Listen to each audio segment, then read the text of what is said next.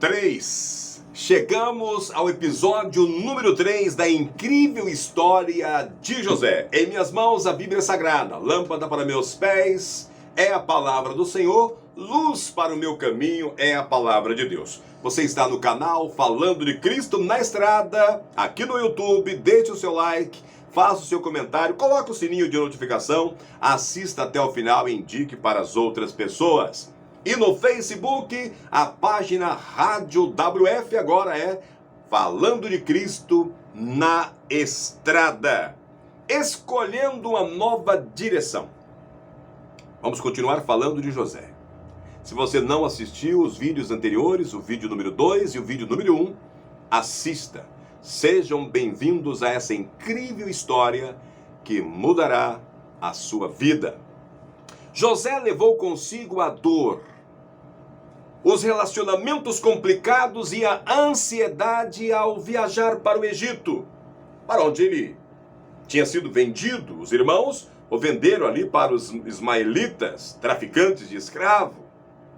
A viagem não foi uma viagem tranquila e ao longo do trajeto era difícil conter as lágrimas. José era muito chorão, era muito sentimental.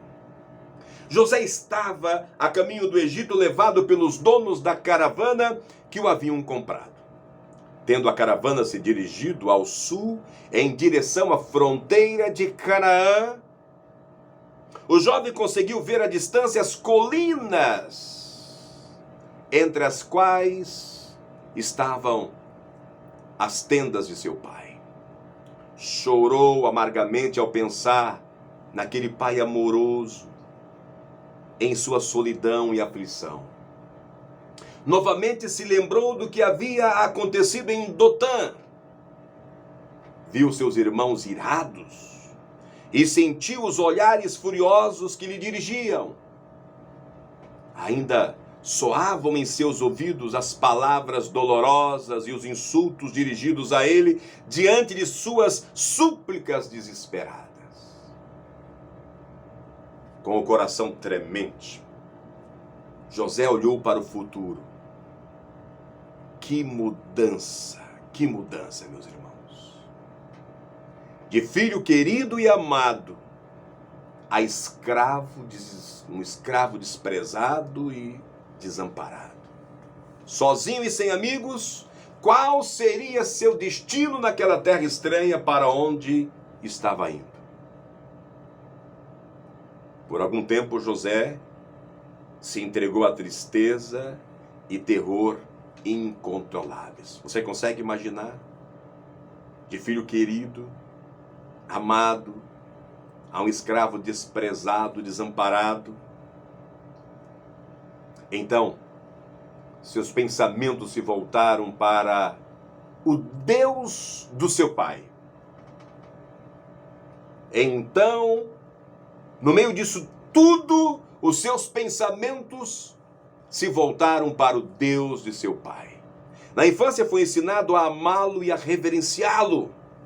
Muitas vezes na tenda do pai tinha ouvido a história da visão de Jacó quando saiu de sua casa como exilado e fugitivo. Entregou-se completamente ao Senhor ali mesmo e orou para que o guarda de Israel estivesse com ele em seu exílio. Ellen White escreve essas palavras no livro Patriarcas e Profetas, páginas 213 e 214. Algumas culturas enfatizam a função da comunidade acima do indivíduo, enquanto outras destacam a função do indivíduo.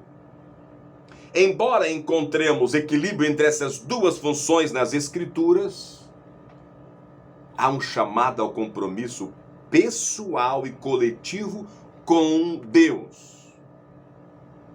José encontrou descanso em seus relacionamentos ao tomar a decisão pessoal de seguir a Deus.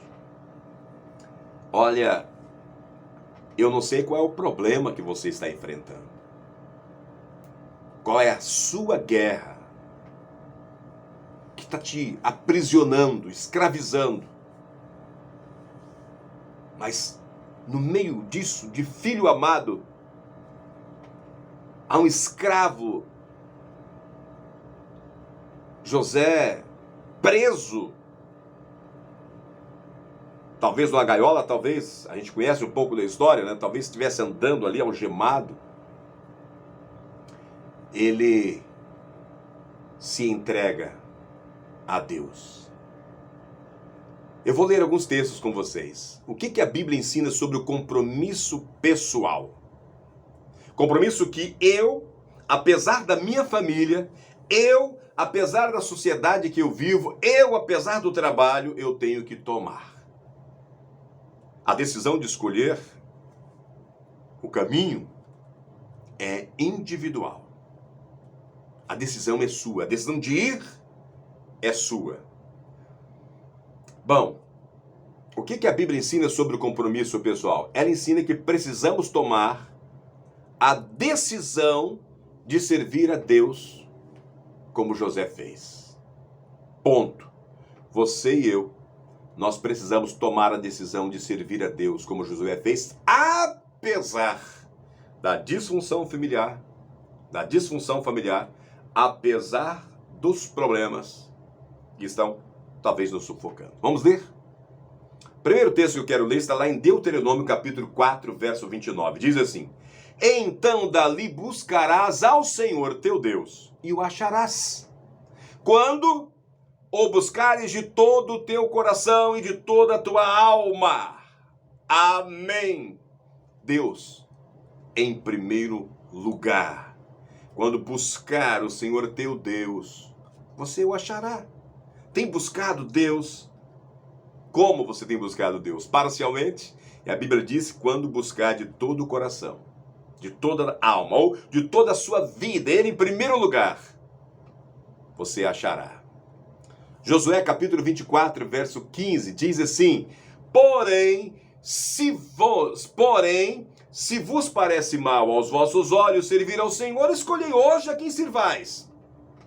Se aos deuses a quem serviram vossos pais, que estão além do rio, ou aos deuses dos amorreus. Agora, olha isso aqui. Porém, eu e minha casa serviremos ao Senhor. Amém? Vamos mais um texto. 1 Crônicas 16, 11. Buscai ao Senhor e a sua força. Buscai a sua face continuamente. Todo momento. Salmista, Salmo 14, verso 2. O Senhor olhou desde os céus para os filhos dos homens, para ver se havia algum que tivesse entendido e buscasse a Deus. Estava te procurando. Estava me procurando. Provérbios 8:10.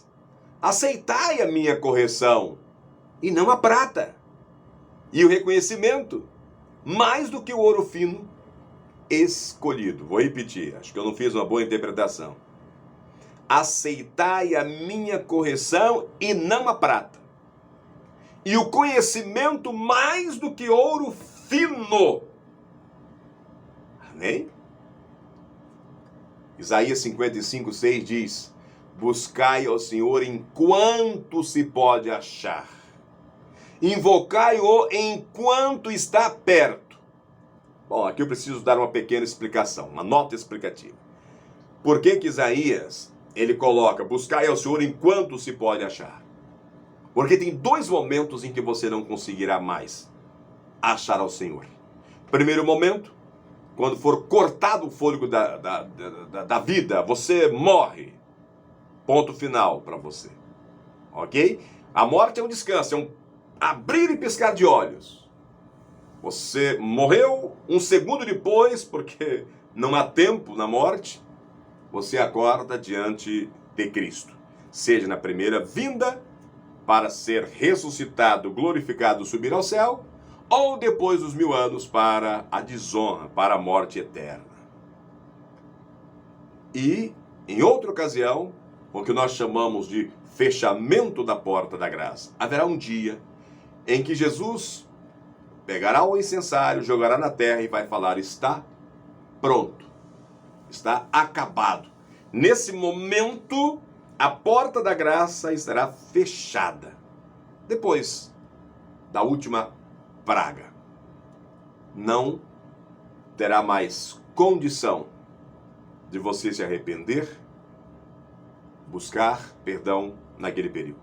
A porta da graça está fechada. O trabalho de Jesus como advogado está encerrado. Ele veste as túnicas de juiz e vem para trazer o galardão, conforme a minha e a sua obra. Portanto, Isaías ele registra: buscai ao Senhor enquanto se pode achar. Invocai-o enquanto ele está perto. Amém? Então, o que a Bíblia ensina sobre o compromisso pessoal? Precisamos tomar a decisão de servir a Deus. Como a história de Josué fez. Josué fez. A fim de encontrar descanso, irmãos, devemos tomar a decisão de seguir a Deus. Mesmo que nossos pais tenham sido gigantes espirituais, sua fé não é transmitida geneticamente. Alguns pensam que irão nas costas do outro. Não é. Lembre-se, Deus tem somente filhos e não netos. Então, repito aí para você, mesmo que os nossos pais tenham sido gigantes espirituais, a sua fé não é transmitida geneticamente. Você recebe as bênçãos quando o seu pai e a sua mãe são pessoas sinceras a Deus, caminham com Deus. Lembra? Potifar foi abençoado porque um filho de Deus que andava com Deus estava na casa dele. Mas não significa que Potifar, a sua esposa, aqueles adoradores de outros deuses, estivessem alcançando salvação através de José. Não, eles são abençoados. Mas ser abençoado e ser salvo há uma distância enorme. A salvação é individual. Amém? Vamos orar? Querido Deus, e agradecemos por mais esse estudo maravilhoso. Nós temos crescido espiritualmente, vendo a história de José.